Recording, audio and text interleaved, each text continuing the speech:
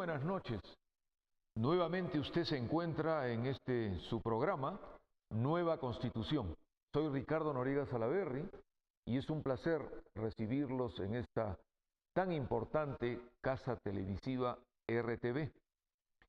Durante toda la semana han transcurrido una serie de hechos lamentables, una situación que preocupa a toda peruana y peruano.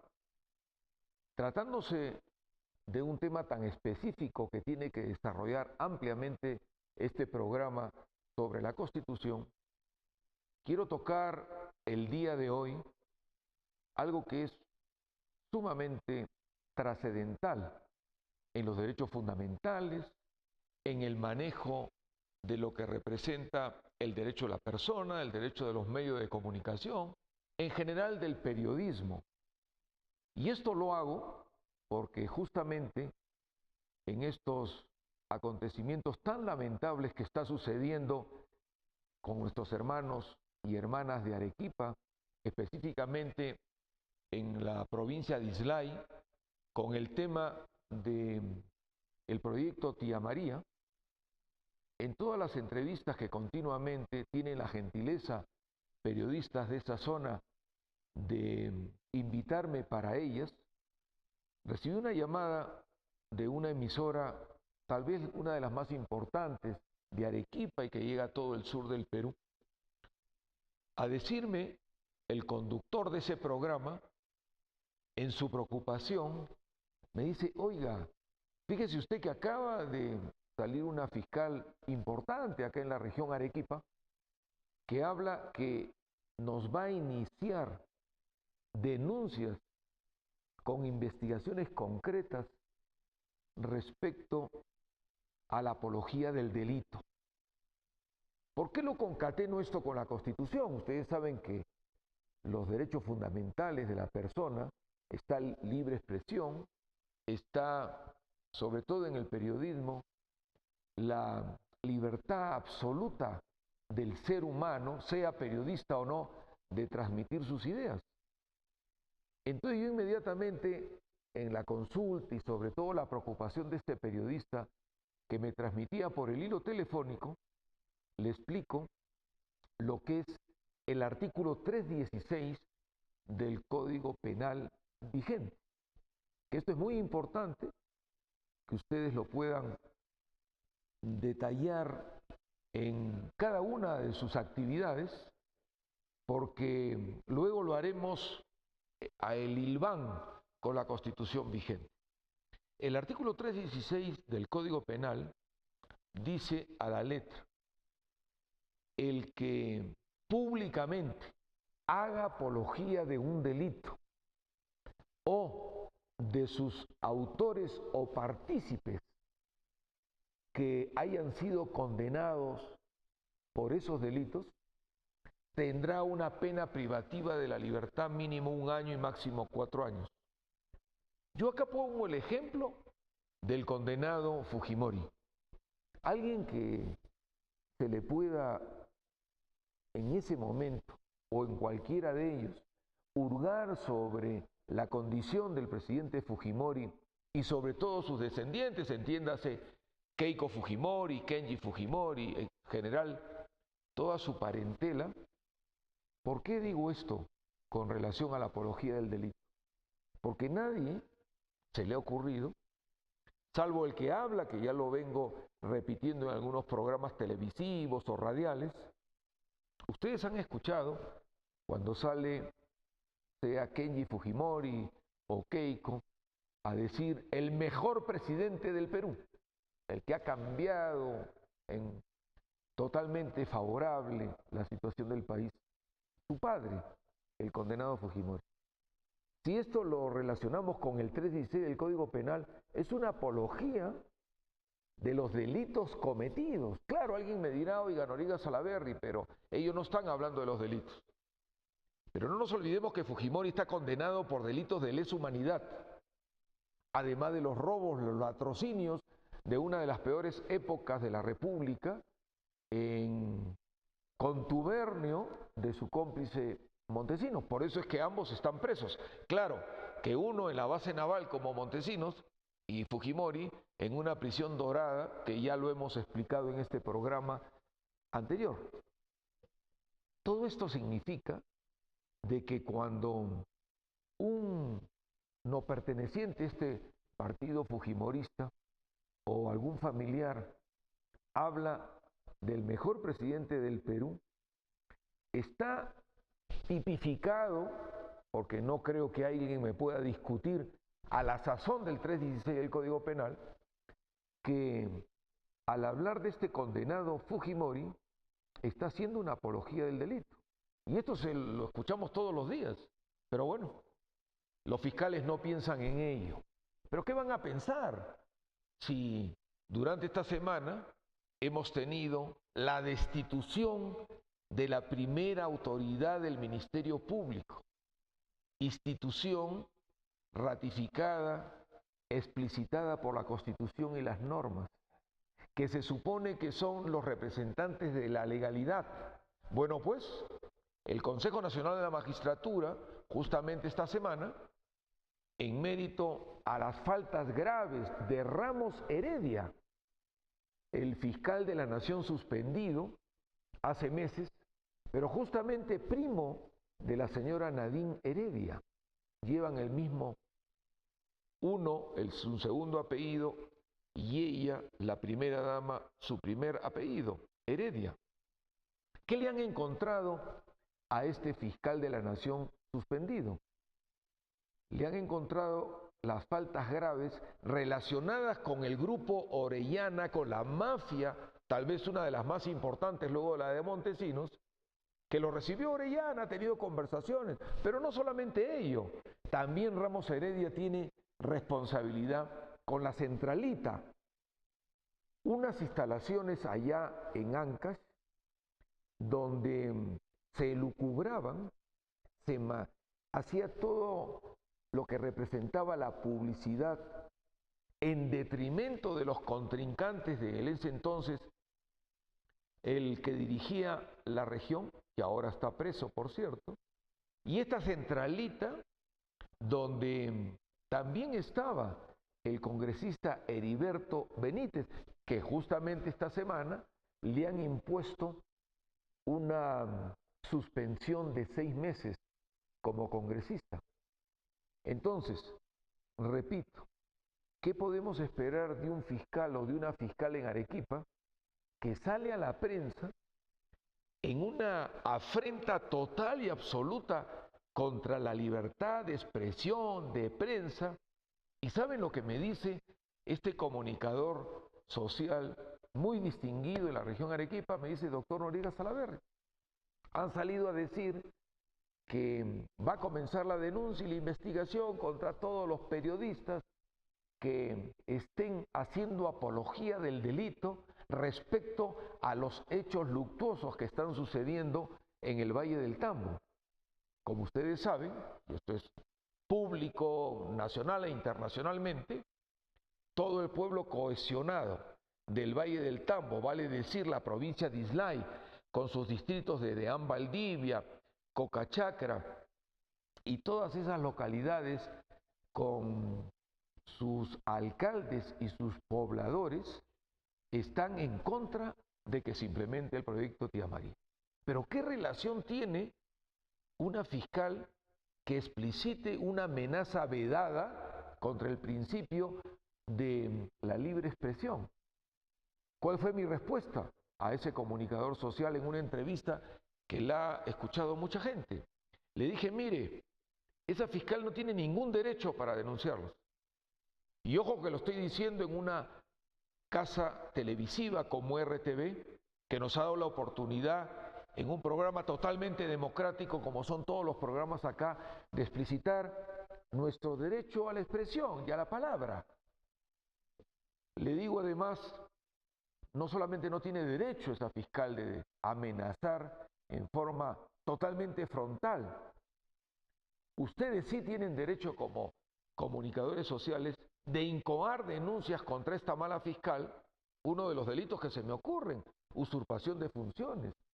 Otro que se me ocurre es no solamente la tergiversación de la Constitución, sino que está asumiendo una responsabilidad que no le corresponde con una amenaza total y absoluta. Esto lo traigo a colación porque no solamente tenemos autoridades que distorsionan su función, acá en Cusco también vemos mensajes subliminales que pretenderían, lo digo en condicional, coactar una libertad de prensa. Este es un derecho sacrosanto en cualquier país civilizado. Pero a contrapelo de este derecho, vamos a analizar en este programa cuáles son las condiciones constitucionales y normativas que tienen nuestros hermanos policías y nuestros hermanos de las Fuerzas Armadas. Y lo digo no como una actitud de lisonja ni menos sarcástica cuando hablo de nuestros hermanos, ellos son tan peruanos como nosotros.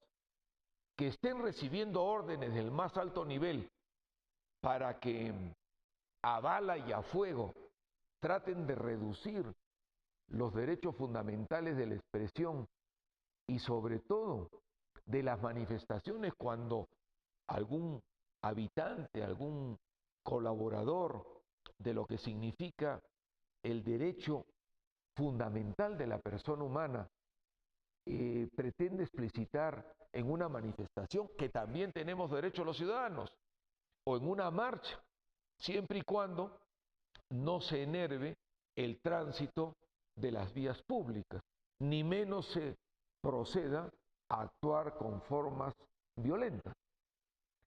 Acá vienen normas, sobre todo en este último gobierno que tenemos vigente del señor Humala, verdaderamente peligrosas y que afrenta totalmente, es una afrenta total y absoluta contra los principios consumados relativos a los derechos humanos y consagrados por tribunales constitucionales internacionales. Me voy a referir a la 30151.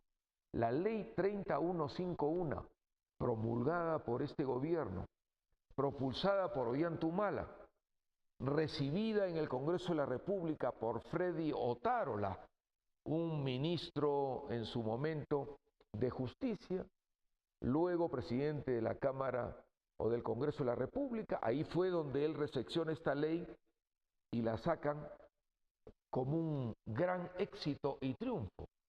Fíjense ustedes el peligro que nos encontramos en estos momentos los ciudadanos de a pie.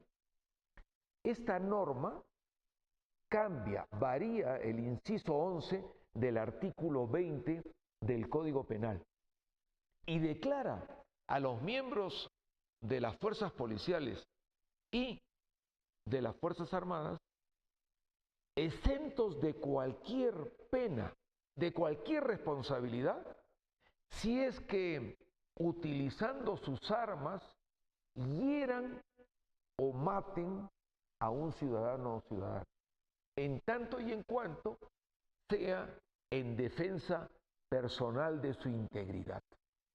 Fíjense ustedes qué gaseosa la norma.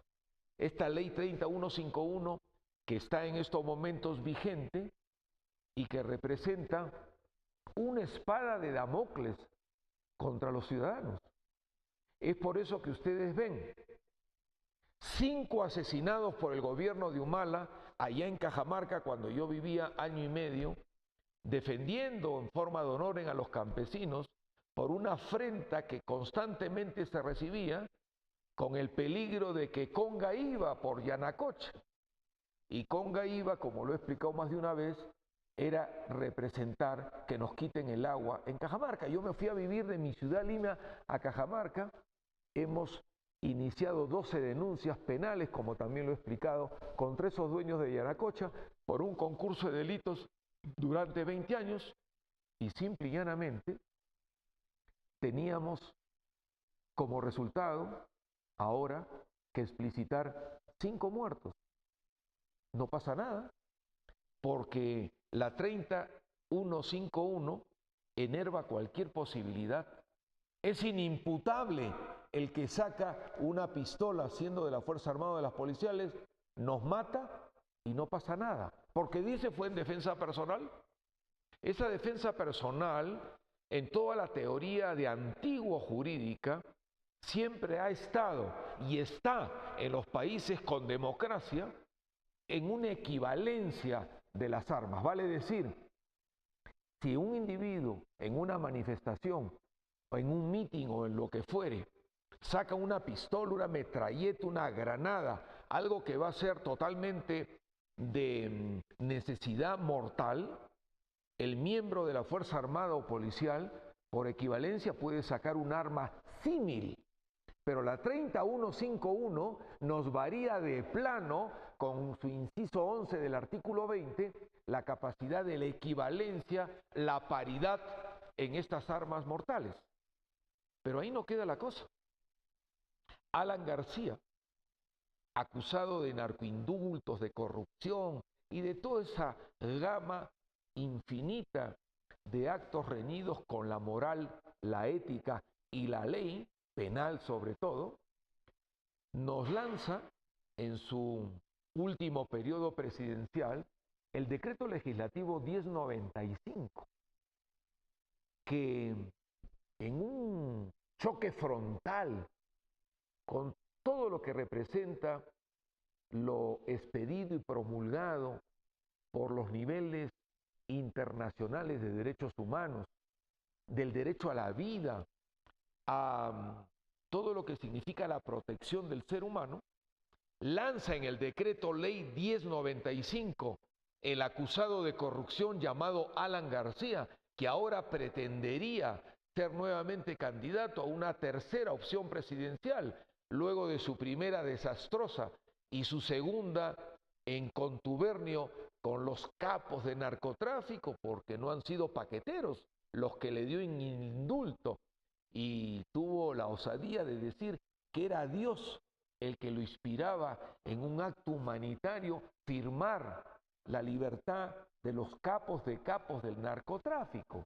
Bueno, pues la 1095, este decreto legislativo lesivo a la norma internacional básica que la manejamos todos los abogados, determina que cualquier policía o miembro de la Fuerza Armada que cometa actos también en su defensa personal, ese es el cliché que le ponen, y que sea comprobado esos actos como un exceso, no van a ser juzgados por los tribunales civiles, van a ser juzgados netamente sobre todo lo que significa los tribunales militares policiales. Inmediatamente promulgada esta norma, lo que representa la defensa de los derechos humanos tanto en Europa como en Estados Unidos, han cursado sendas comunicaciones al gobierno, no solamente de Alan García, sino han insistido con el gobierno sucesor de García, vale decir del de Humala, que en estos momentos lo tenemos, para que derogue esa norma, porque se entiende, se presume, por todas las trayectorias de estos tribunales militares y policiales, que se aconchaban con los denunciados e investigados y logran ¿qué? Minimizar penas o absolver a estos acusados. Entonces, no se puede, dice esta teoría jurídica internacional de defensa de los derechos elementales y fundamentales, no se puede, bajo el pretexto que el individuo pertenece a una fuerza policial o a la Fuerza Armada, romper el esquema del juez natural, consagrado inclusive por la Constitución vigente, que representa, tú eres un individuo que has cometido un crimen dentro de lo que se conoce como la ley civil, tienes que ser no solamente imputado, investigado, luego procesado, enjuiciado y si cabe una condena efectiva dentro de un tribunal civil. Entonces, no se hace caso, por cierto. No hay ninguna respuesta a estas sendas comunicaciones que se han recibido de fuera. Si bien es cierto este programa, Nueva Constitución, propende a lo que ya más de una vez hemos explicado. Eso, a que haya nueva constitución en el país y un nuevo sistema. Porque el primer asunto, implícito y explícito, lleva a lo segundo. Cuando hablamos de nueva constitución y hablamos del capítulo económico, totalmente que nos condena a los peruanos a ser maníacos exportadores de materias primas, a convertirse en un país donde viene la gran transnacional en contubernio con nuestros malos gobernantes y nos succionan en una capacidad extractivista, por decir, todos nuestros minerales, nuestro petróleo, nuestro gas, que lo hemos explicitado más de una vez en este programa. Acá, en este programa, repito, nosotros propendemos a la nueva Constitución, pero no con ello queremos abolir todo lo que tenemos vigente. Nosotros, en el proyecto que hemos presentado a la OMPE y que luego de una serie de vicisitudes hemos logrado que la OMPE como organismo electoral, esto sobre todo para las personas del extranjero que me van a ver, la OMPE significa la Oficina Nacional de Procesos Electorales. Según la norma, nosotros, cuidadosos de la misma, hemos preparado un nuevo proyecto de constitución, lo hemos presentado a la OMPE. La orden del presidente Humala, que gobierna actualmente el Perú, es no cambiar un ápice, seguir con la constitución ilegal, ilícita, totalmente ilegítima del condenado Fujimori. En mérito a ello, la OMPE me rechazó el proyecto. Tuve que ir a reclamar muy expresamente nuestro derecho constitucional y luego de varios líos me aprobaron ese nuevo proyecto que ustedes lo pueden ver visitando nuestra página web www.despertarnacional.com. Repito, si el espíritu de este programa es transmitir día a día que el Perú necesita una nueva constitución y por lógica un nuevo sistema, decía que no todo pretendemos eliminarlo. No podemos pretender cambiar el artículo 2 de la Constitución vigente, que son los derechos implícitos y explícitos a la persona humana, concatenando con el inicio de este programa el derecho a mi libre expresión, a mi libre derecho a prensa, todo lo que ello significa para el comunicador social. Además de eso, tenemos un artículo que siempre debemos tenerlo en cuenta como una defensa del ciudadano, pero que nuestros gobernantes no quieren ni siquiera que el ciudadano se entere de lo que es la Constitución. Me refiero al artículo 200 de la Constitución vigente, título quinto, que son los derechos fundamentales. Uno, el habeas corpus. ¿Dónde está mi cuerpo? Hermana y hermano, si tú tienes la desgracia aquí en el Cusco o en cualquier región que nos van a ver o en cualquier sitio del mundo, porque usted lo puede hacer si es que viaja de cualquier región, que llegue esto directamente, sea por cable o por señal abierta, lo invito a que usted ingrese a www.rtveldiario.pe. Repito, todo con minúscula junto, rtveldiario.pe, y nos verán todos los días sábados de 10 a 11 de la noche, hora peruana, donde nosotros lo que tratamos es de imprimir en el joven, en la joven, en el adulto, el de la tercera edad, la necesidad de un cambio constitucional, porque acá va un mensaje para el extranjero que nos está viendo en estos momentos.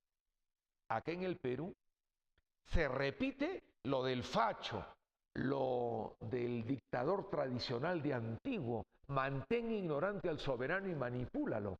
No nos transmiten el tema constitucional. ¿Qué debería ser un presidente o una presidenta verdaderamente que quiera el Perú, que quiera que el Perú entre en un proceso de educación para que las grandes mayorías se ilustren? Así como el sacerdote o la monja apenas ingresamos al colegio, niños de 4 o 5 años nos entregan el catecismo católico, así debería hacerse acá, entregando la Constitución. Esto es, acá en el Perú, un asunto vedado para el común de los ciudadanos. ¿Por qué? Porque no les conviene que se conozcan las obligaciones y derechos. Yo decía, hermana y hermano, si tienes la desgracia de tener un fiscal aquí en el Cusco o en cualquier otra región tan inepto, tan abusivo como la fiscal que hablaba yo de Arequipa, que pretende incoar denuncias por apología del delito en mérito al 316 del Código Penal contra periodistas que están transmitiendo la matanza que está habiendo en Arequipa ahora con la eliminación del parte del pueblo y sus alcaldes que quieren no vaya el proyecto Tía María, conducida por unos mexicanos que no tienen un currículum, tienen un prontuario, estos del Grupo México, que a sangre y a bala con Humala quieren deshacer la agricultura de 13,000 hectáreas en la zona de Islay, de Cocachacra, de Punta de Bombón, etcétera. Si tienes la desgracia, repito, de caer con un fiscal que pone en peligro tu libertad, tienes la absoluta, ¿qué cosa? La absoluta libertad de presentarte ante un juez, si no puedes porque corres peligro, puede ser tercera persona, un familiar, llevarlo en un papel borrador. Oiga, mi libertad está en peligro, presento un habeas corpus y el juez constitucional en máximo, según dice la norma, pero que no se cumple, en 24 horas ponerte a buen recaudo. Es el principio básico que no podemos eliminarlo, al contrario, lo defendemos en la actual Constitución, artículo 200. Otro de los estímulos, incentivos, acicates que tenemos los ciudadanos, pero que tenemos que conocer este artículo 200, es el derecho que tenemos al habeas data. Todos los días y a cada minuto creo, sobre todo en los medios de comunicación escritos o televisados, radiales, vemos cómo hay ciudadanos que se quejan contra los alcaldes, los gobernadores regionales, en fin, cualquier autoridad. Inclusive nos quejamos, y muchas veces con justicia, de organismos privados que tienen un trabajo directamente con la ciudadanía y prácticamente hacen un trabajo como lo haría un organismo estatal. Los organismos reguladores que tienen ciertos regímenes de instituciones privadas. ¿Qué pasa con el habeas data? Si usted, hermana y hermano, tiene dudas de cómo está funcionando un organismo estatal o que dé servicio a la ciudadanía, se me ocurre en estos momentos un organismo que es bajo la cúpula o bajo el manejo del Ministerio de Economía. Estoy hablando de Electrosureste, la empresa que les cobra por la distribución de la energía eléctrica en estas regiones. Estoy hablando del Cusco, de Madre de Dios y de Puno. Esta empresa fue muy cuestionada hace ya más o menos 2 meses. Yo me encontraba en Cajamarca, me llamaron una serie de ciudadanos de Apurímac. Acá me rectifico, no es Puno la tercera región, es Apurímac, porque ahí en Apurímac, de la noche a la mañana les comenzaron a venir recibos por la energía eléctrica con un valor pues tridimensionado, ¿no? Era triplicar o cuadruplicar la cuota normal por este servicio. Y se hizo prácticamente un andahuaylazo. Yo no podía salir de Cajamarca por mis responsabilidades defendiendo a los campesinos. Les di algunas instrucciones telefónicas, salimos vía teléfono a una serie de radios allá en la región Apurímac y yo veía una irresponsabilidad total. En los recibos hasta le ponían los costos de Fonavi, una institución que ya dejó de tener vigencia. en mérito a ello, ¿qué pasa con el habeas data? Usted, que me está viendo en estos momentos, tiene derecho a ir, en este caso, a Electrosur Este, presentarle un pliego de preguntas. Si se niegan a la respuesta, usted tiene, en mérito de este artículo 200, la capacidad inmediata para que constitucionalmente un juez le ordene a la empresa a que absuelva sus preguntas. Usted puede decir, pongamos, ¿por qué se nos está cobrando FONAVI? ¿Por qué se ha triplicado y en mérito a qué? Usted, como empresa, tiene que presentarnos en la justificación de este incremento de cuotas.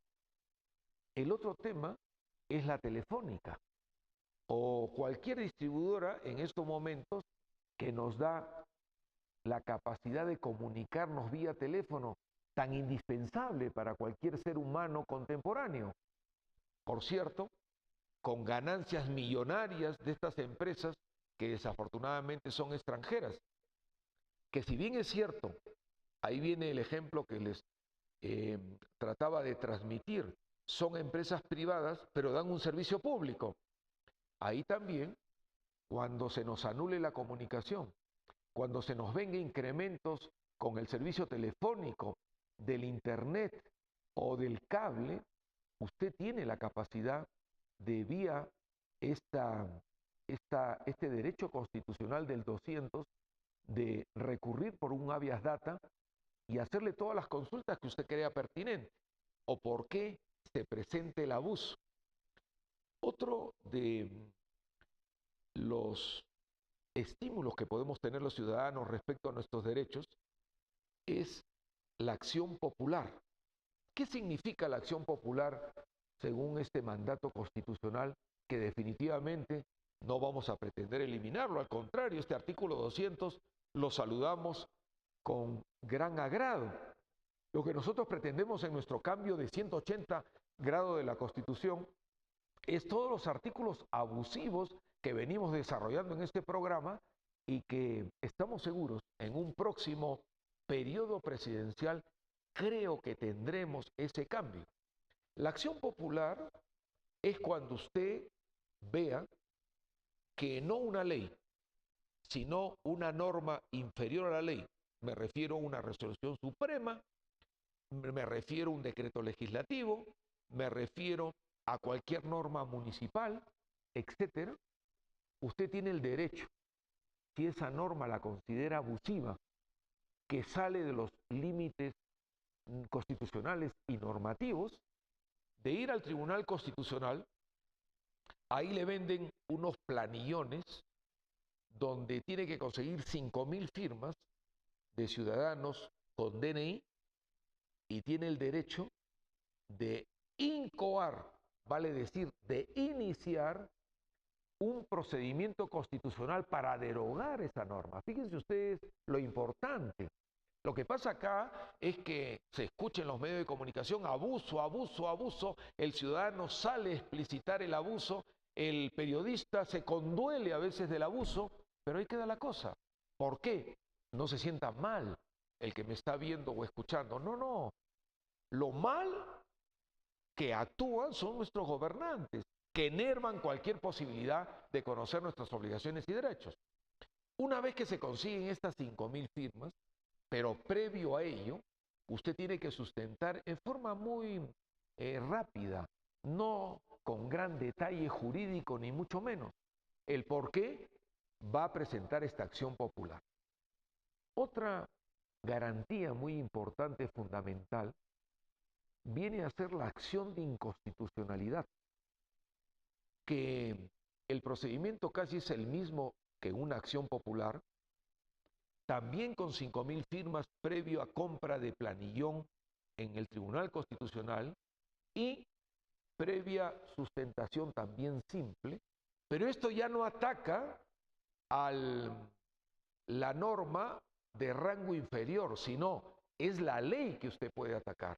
Fíjese usted, a alguien se le ha ocurrido, por decir, presentar una acción de inconstitucionalidad contra lo que representa explicitado acá por mí en el inicio del programa, la 30151? Creo que a nadie, por lo menos no es público.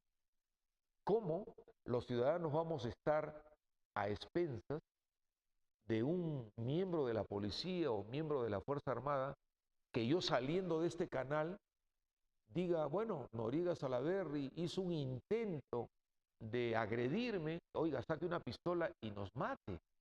Y ese individuo queda inimputable.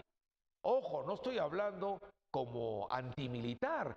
Yo más de una vez he dicho que siento gran orgullo de ser sargento segundo de reserva por haber estudiado en el Gran Colegio Militar Leoncio Prado. Soy parte de esta Fuerza Armada gloriosa, representada, por decir, por un Andrés Avelino Cáceres, el Brujo de los Andes, o por mi tatarabuelo, el general Felipe Santiago Salaverry, el presidente más joven del Perú, fusilado en Arequipa, un hombre honesto, sin mácula, que defendió en 1835 todo lo que significaba patria y lo que significaba Perú. Desgraciadamente, hasta el Estado peruano le debía sus sueldos y el único patrimonio que le dejó a mi tatarabuela y a todos los descendientes fue el uniforme de general del ejército peruano y de presidente de la República, porque no tenía mayor patrimonio. En fin, no estoy trasuntando un ápice de antipolicía o antimilitar, no. Tengo gran respeto por estas dos instituciones, me siento parte de ellas. Cuando yo realizaba labores filantrópicas en diferentes sentidos de salud, alimentación y educación, he tenido muchas participaciones protagónicas en proyectos de ayuda a nuestros hermanos policías. ¿Cómo podría yo pensar en un anti hacia ellos? Al contrario, lo que estoy definiendo en un programa que se llama La Nueva Constitución y como abogado constitucionalista es que no podemos permitir en un supuesto Estado de Derecho donde se atente contra nuestra integridad. Entonces, si esto lo concatenamos con el decreto legislativo 1095 de un Alan García, que dice ser abogado, nunca ha ejercido, tengo entendido, y cuando hizo el ejercicio de la profesión fue para defender a 3 narcotraficantes allá por la década del 80, esto es público, e inclusive perdió los juicios, o sea, no tiene ninguna experiencia, pero lanza un decreto legislativo como el 1095 que nos pone en indefección a nosotros los civiles, porque se puede abusar de parte de un militar o de un policía hacia el civil y bueno, pues se le enjuicia en ese círculo que muchas veces es mañoso, es ilegal, es de contubernio, es de complicidad entre el militar que juzga, el policía que juzga y el juzgado, en muchas veces absuelto, no pasa nada, absuelto. Esto es una aberración jurídica que ya es pública en el mundo. Otro de los sentidos de protección al derecho humano básico que está explicitado en este artículo 200 de la Constitución es la demanda de amparo. Como su nombre le indica, es cómo un Estado de Derecho te ampara en tus derechos. Esa es la figura. Claro que esto ha venido a distorsionarse y a todo lo que representa el abuso del político supuestamente corrupto. Miren ustedes, yo nací en Lima, soy un limeño, pero que no cree que el limeño es peruano de primera categoría, ni menos cree en la Lima virreinal todopoderosa del Jirón de la Unión y de que el limeño está pues por encima, de ninguna manera. Por eso es que me he venido a vivir al Cusco y siento el magnetismo todos los días de este centro, de este ombligo del gran Tahuantinsuyo, de la junta de todos los pueblos del Tahuantinsuyo. ¿Qué pasa con lo que significa esta Lima que absorbe en forma omnívoda a todos los derechos en general. El amparo fue implantado e incoado por el actual alcalde de Lima, que ya está en su tercer periodo. Me refiero a Luis Castañeda. Salió no digo una leyenda urbana, no. Se imprimió un sello en su última elección que le ganó a la señora Susana Villarán. ¿Saben cuál era el lema de Luis Castañeda, en ese momento candidato, para ser reelecto como candidato de Lima, como alcalde? Roba pero hace obra. Infame, ¿no? Roba pero hace obra. Increíble. ¿Por qué hablo de Castañeda Locio? Porque hubo un gran escándalo que nos dolió a los limeños y creo que dolió a todo el Perú, de un robo artero a nuestra municipalidad de Lima de 36 millones de soles, bajo la figura de una empresa creada dolosamente llamada Comunicore. Oiga, ¿y Castañeda? No había necesidad de ser un Sherlock Holmes para ver de que estaba implicado. No, era el jefe de la banda. El jefe de la banda de Comunicore, que arrasó con 36 millones. En concreto, rápidamente, porque la televisión tiene uno que ser muy rápido, lo explico. Se trataba de una deuda que tenía la Municipalidad de Lima por limpieza y por basura, le tenía millones de soles a una empresa privada de deuda.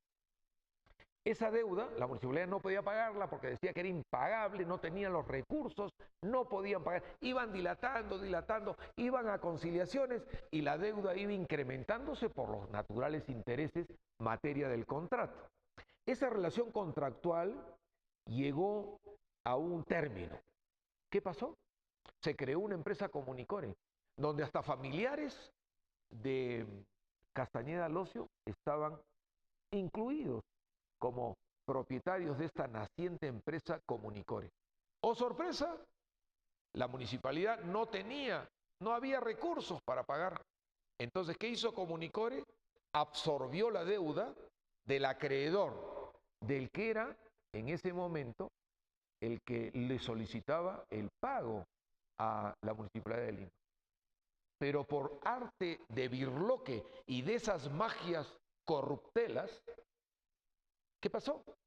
Comunicore al día siguiente le cobró 36 millones de soles y ahí sí la Municipalidad de Lima tuvo cómo pagar. Ustedes saben cómo salió el dinero cuantioso de los 36 millones. Esta empresa Comunicore enviaba gente menesterosa de los pueblos jóvenes de Lima a cobrar sendos cheques de miles, gente que no tenía ni para el menú del día. Un escándalo soberano. ¿Qué hizo Castañeda? Presentó un recurso de amparo. Va al juez constitucional y le dice, ampáreme porque mi libertad está en peligro. Paralelo a ello, abusando de este artículo 200 de la Constitución, presentó varios habeas corpus. Está mi cuerpo en peligro y mi libertad también. No me investiguen. Fíjense ustedes, han sacado un nuevo uso y costumbre que a nosotros no se nos enseñó en la universidad. El habeas corpus es cuando tu libertad está en peligro, no para que no te investiguen. Esto lo comenzó Castañeda y otro supuesto implicado en corrupción, Alan García, también lo implementó. Pero ¿cómo terminó lo de Castañeda? Para culminar este relato limeño penoso, el juez constitucional le dio la razón. Imagínense ustedes, ¿qué tratos bajo la mesa habrán habido? Y el juez dijo, a este señor Castañeda no hay que investigarlo. Yo la verdad digo, esto parece una tragicomedia para el pobre, para el marginado, para el desposeído, para las grandes mayorías. Si yo soy un político que soy inmaculado, estoy sin mácula, con un ejercicio en mi actividad política totalmente positivo, oiga, al contrario, que me investiguen, yo llamo a que me investiguen, porque eso representaría que el público se dé cuenta que soy eso, una persona honrada.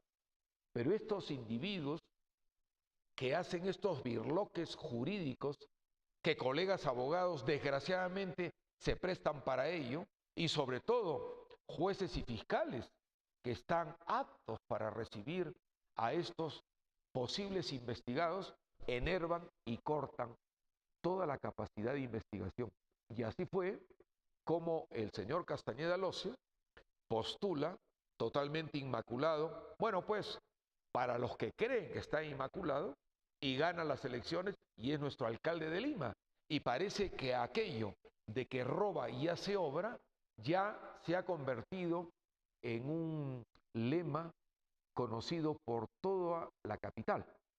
Cuando yo hablaba de Alan García, exactamente hizo lo mismo con la mega comisión del Congreso de la República, que desafortunadamente esta mega comisión estaba dirigida y compuesta por gente que ha sido avasallada por esta maquinaria, no aprista, yo digo, ¿no? Porque siempre repito de que hablar del aprismo es recordar a un Víctor Raúl Haya de la Torre, que muere pobre, que ganaba un sol como presidente de la Constituyente, a diferencia del alanismo que ahora vemos con admiración todos los días.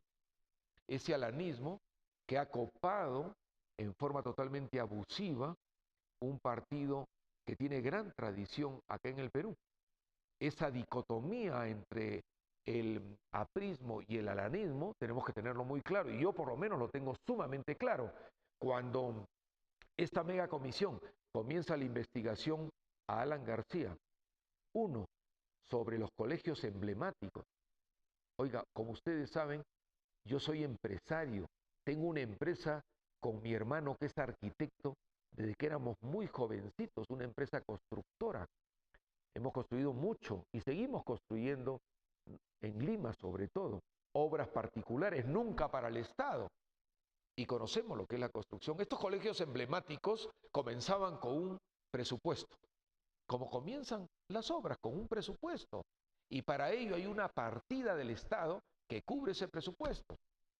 Nosotros en las obras privadas tenemos que reconocer, mi hermano como arquitecto con su equipo de profesionales, efectivamente preparan un presupuesto. Ese presupuesto es susceptible a incrementos.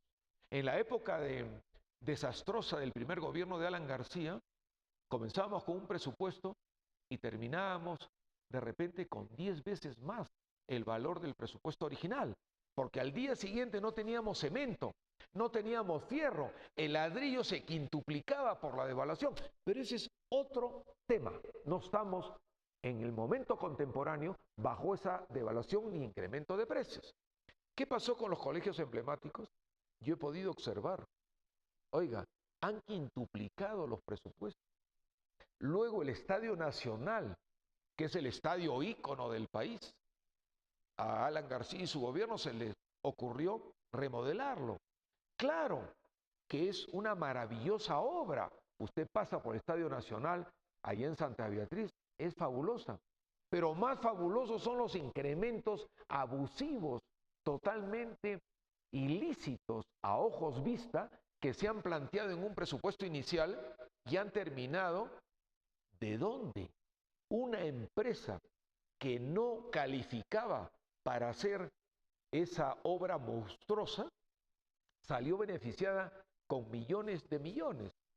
En el caso del tema del estadio, fíjense ustedes hasta dónde ha ido la irregularidad en la norma, que sale una resolución para el Estadio Nacional y los colegios emblemáticos.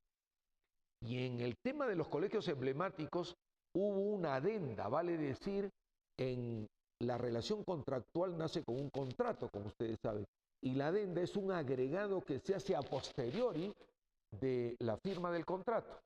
Vale decir, en el transcurso del desarrollo de esa relación contractual. Y en esa adenda se incluyó el incremento de presupuesto totalmente abusivo y no pasa nada. Además de ello, está o estaba en esta megacomisión el tema de los narcoindultos. Es algo verdaderamente lamentable. Ustedes saben que un sujeto llamado Facundo Chinguel, que está preso ahora, durante esta semana ha habido un par de audiencias con este individuo que está preso en Piedras Gordas 2, un penal allá en Lima. Ha tenido una conferencia vía internet porque el individuo está detenido y él ha expresado todo lo que tiene que expresar en la audiencia vía esta teleconferencia. El fiscal ha pedido 17 años de prisión para este presidente de la Comisión de Narcoindultos. Pero ustedes creen que un presidente de una comisión de narcoindultos, que por encima de él esté el ministro, del ministro de Justicia me refiero, y encima de este ministro de Justicia está el presidente Alan García, ¿ustedes creen que este Facundo Chinguel era el único que manejaba el asunto? Que el ministro Pastor, Aurelio Pastor de Justicia, que en estos momentos también está atravesando otra denuncia, porque la alcaldesa de Tocache le grabó una serie de propuestas ilegales delictivas que hacía Pastor. Pastor le dijo a la alcaldesa de Tocache, no te preocupes, yo te soluciono todos tus problemas. Te quieren revocar, hay una acusación en el Jurado Nacional de Elecciones, yo tengo muchos amigos, todos son mis amigos, los miembros titulares del Jurado Nacional de Elecciones, yo voy a hablar con ellos. Y la alcaldesa, muy sospechando de la actitud ilícita del interlocutor Aurelio Pastor que tenía, le grabó todo. Y ahora ya ha sido condenado este pastor, pero como el nuevo Código Procesal Penal no lo agarra del pescuezo y lo mete a una prisión, él ha apelado. Pero en estos momentos está al voto que lo puedan agarrar y lo metan preso. En fin, sigo con los narcoindultos. ¿Aurelio Pastor creen ustedes y el presidente que no sabía? Porque alguien me dirá, no, es que Facundo Chinguel era el presidente y él era el que firmaba. Manan Cancho, él no firmaba. Él le llevaba el expediente a Pastor y de ahí iba donde Alan García. Y Alan García era el que firmaba. Cuando le toman su declaración a Alan García en la megacomisión, tiene el atrevimiento, por decirlo menos, que él se inspiraba en Dios para dar libertad a estos capos del narcotráfico.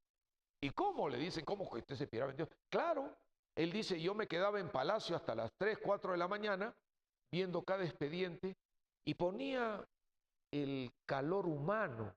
Me daba mucha pena, pues, ¿no?, de que los narcos estuviesen ahí presos. Oiga, pero esta es una sucesión, no de uno ni de dos, de cientos de libertades firmadas por el presidente de la República, que es el único que tenía el derecho a los indultos, porque así lo enmarca la Constitución. ¿Y qué hizo? Presentó pues su recurso de amparo y sus habeas corpus para que no se le investigue. Pero en estos momentos no solamente está ahí la instancia. ¿Saben en qué está? Que este amarre de un poder judicial totalmente corrupto y descalificado para la ciudadanía, hay un juez que se ha atrevido a anular todos los actos desde que fue citado para la primera comparecencia de Alan García en el Congreso de la República. O sea, que un juez ha anulado todo lo actuado, investigado, que se tache, que se rompa, que se quemen los expedientes, hechos por el primer poder del Estado, vale decir el poder legislativo, el Congreso de la República.